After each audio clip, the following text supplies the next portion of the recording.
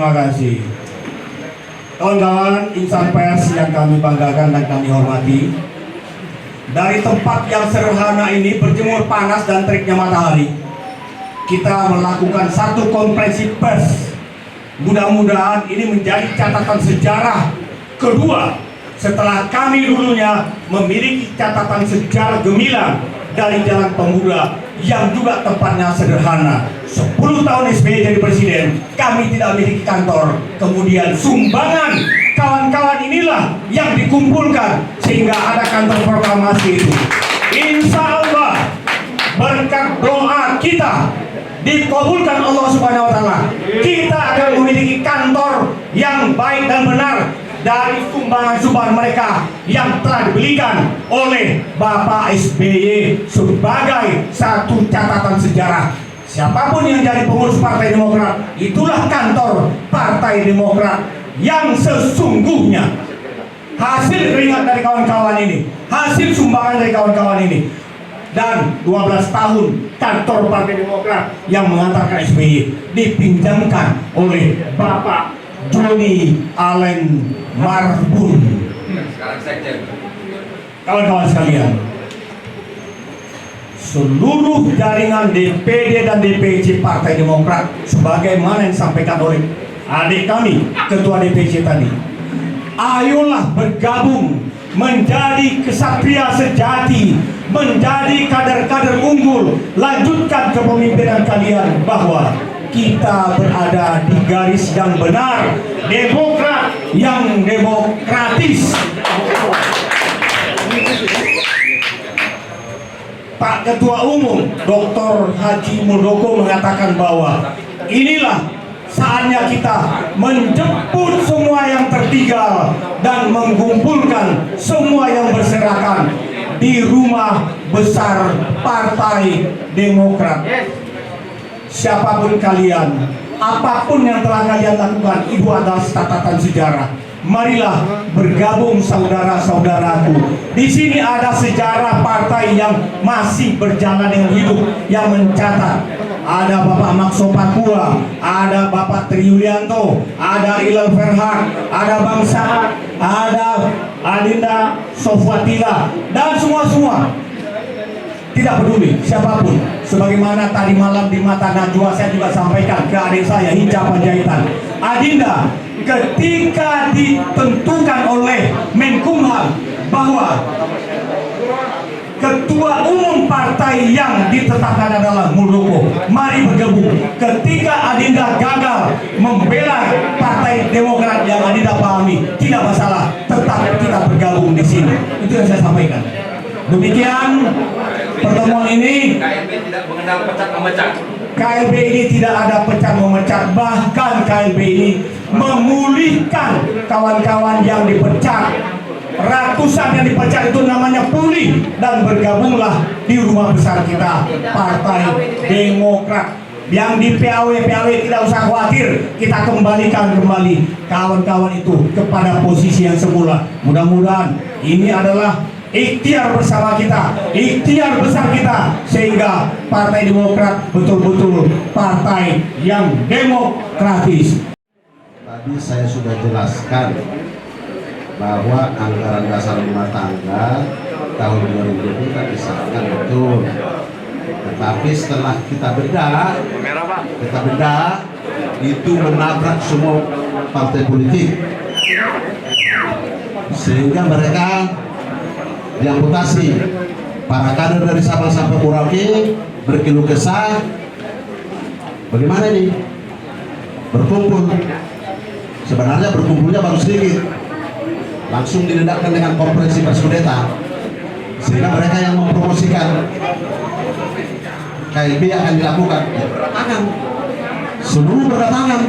Jadi terima kasih, itu kehendak Tuhan, dan itulah dasarnya untuk membatalkan ADRT itu melalui kongres, dan atas permintaan juga menabrak semua. Ya, yang kedua,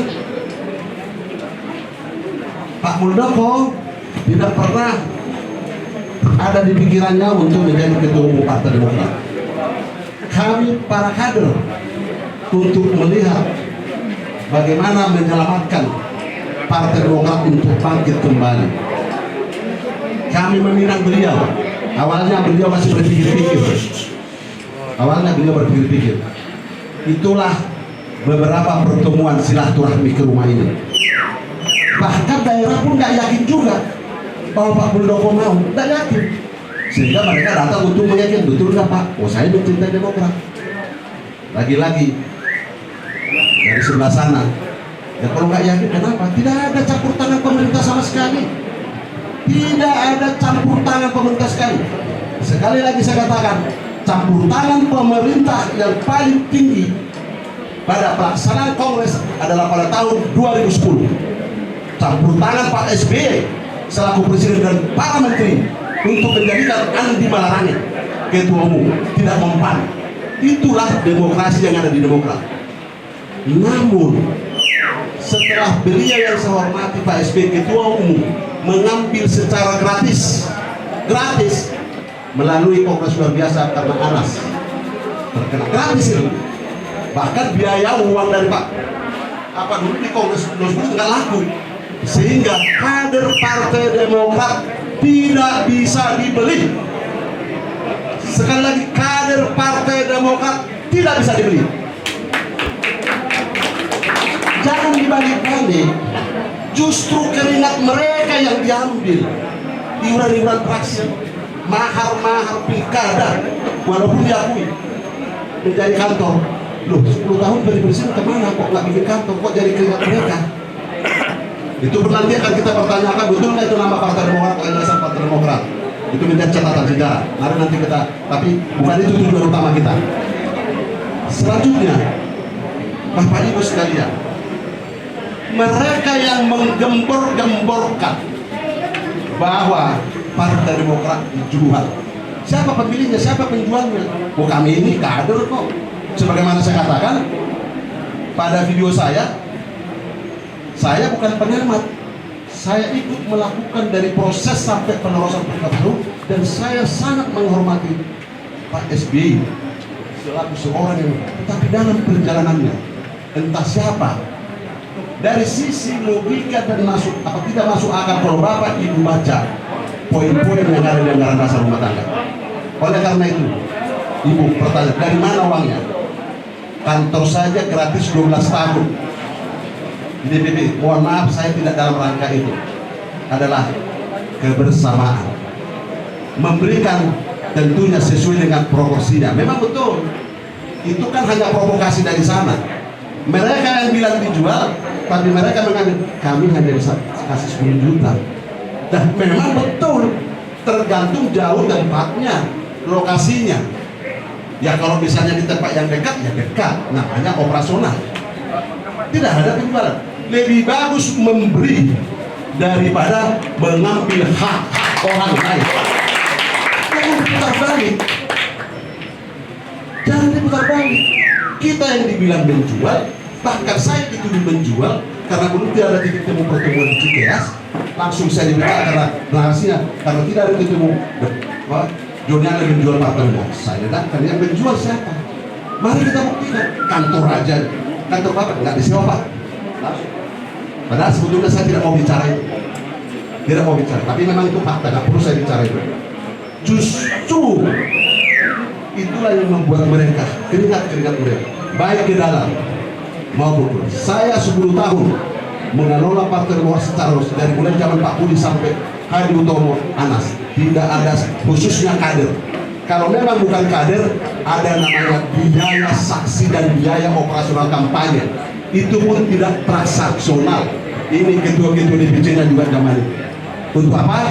Untuk memenangkan para calon yang dari. Tapi kalau kader, nol, malah kalau perlu kita bantu. Bahasa dulu saya bantu. Kenapa? Jelas, rezeki di DPP, take home-nya di DPP, melalui praksi maupun sumbangan lainnya lebih banyak daripada di daerah, itu pasti. Ini dibalik. Mari ini dibalik. Satu lagi terakhir yang mau saya sampaikan, nasib kita ini adalah di tangan kita dan di tangan Tuhan. SBY seolah-olah Siapa yang bekerja sama dengan dia? Siapa dia pada saat berkuasa?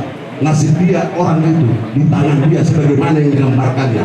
Oleh karena itulah diciptakan sekali lagi anggaran dasar rumah tangga ini hanya 2 orang penentu nasib, ketua umum dan ketua majelis tinggi. Salah besar. Dan itulah yang membuat walat sehingga terjadi KLB. Semakin orang arogan, semakin orang menunjukkan kediktatorannya, semakin waktu mengatakan akan jatuh oleh alam, bukan karena oleh kami-kami, tapi karena alam melawannya, bukan karena uang. Terima kasih, itu jawaban saya.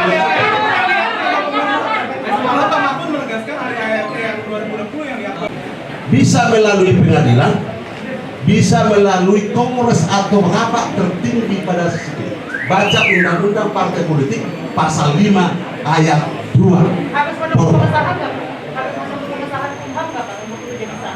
Bagaimana? Harus menunggu pengesahannya masih dicabut. Kita sudah cabut agar dasar rumah tangga di KLB. Iya, Menegaskan pemerintah melegalisasi. Mari silakan, itu nanti kan akan diverifikasi oleh pakar hukum yang akan nantinya masuk kepada proses peradilan. yang didaftarin itu udah. Maka Menkumham harus menerima semua karena dia pelayan.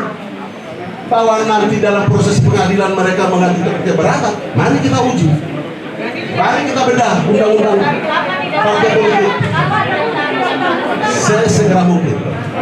Tidak perlu buru-buru, bahkan tidak perlu demo-demo. Pertama, terus terang saja dokumentasi.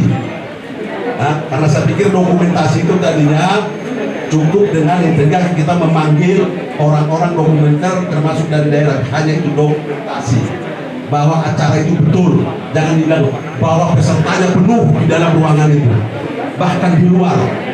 Nah, itu memang sedikit kita lengah karena memang tidak ada niat untuk yang lain-lain. Dan namanya dokumentasi saja yang sedang dimumpulkan dari berbagai yang membawa kamera itu. Karena apa? Terus terang saja kemarin itu tidak kita terpikir untuk mendokumentasikan itu, yang penting secara rantus-rantusnya ada 12 rantus. Pak Joni, kemarin Pak Iwan bilang sudah memberikan dokumen untuk Menkumham.